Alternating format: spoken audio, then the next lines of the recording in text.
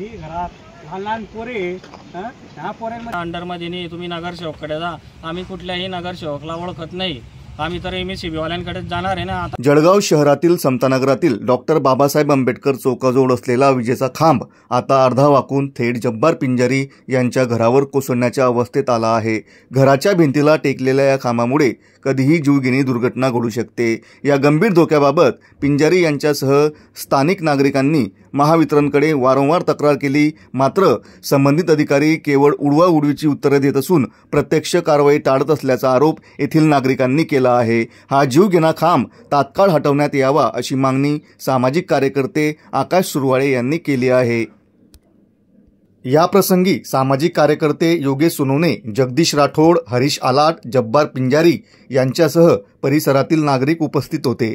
माझं नाव आकाश मधुकर सुरवाडे, हा आमचा मित्र आहे जब्बार पिंजारी।